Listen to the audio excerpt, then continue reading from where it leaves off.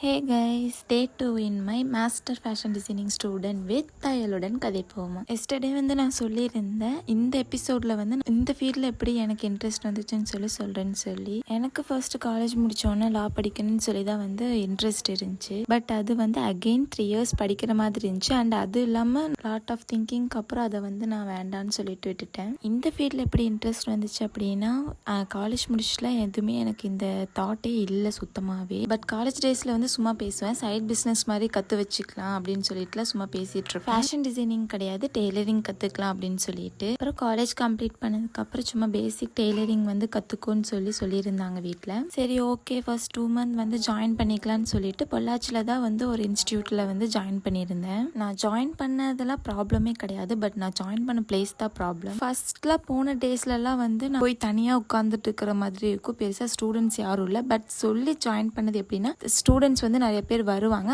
செப்பரேட்டா staffs இருப்பாங்க அப்படின்னு சொல்லி தான் ஜாயின் பண்ணியிருந்து. பொள்ளாச்சிலேருந்து பார்க்குறவங்களா இருந்தால் அது என்ன இன்ஸ்டிடியூஷன் அப்படின்னு தெரிஞ்சுக்கணும்னு நினச்சிங்கன்னா அப்படி எனக்கு பர்சனலாக டிஎம் பண்ணுங்க. பிகாஸ் நீங்களும் போய் ஏமாந்துடாதீங்க. ஃபர்ஸ்ட் 2 months கொஞ்ச நாள் போனதுக்கப்புறம் எனக்கு கிளாஸஸ் நல்லா போகிற மாதிரி தான் இருந்துச்சு. பிகாஸ் நம்ம பிகினர் இல்லையா, மொக்க கிளாஸ் கூட நமக்கு சூப்பராக தான் தெரியும் அப்போ. ஸோ அந்த mind settle diploma fashion designing நான் அங்கே ஜாயின் பண்ணலையா அப்படிங்கிறத நெக்ஸ்ட் எபிசோடில் சொல்கிறேன். சொல்லப்போனால் தலையில் மிளகா அரைக்கப்பட்ட பூரணியா நெக்ஸ்ட் எபிசோடில் உங்களை சந்திக்கிறேன். கண்டினியூவாக பார்க்க நம்ம பேஜை ஃபாலோ பண்ணிக்கோங்க. டாடா பாய்.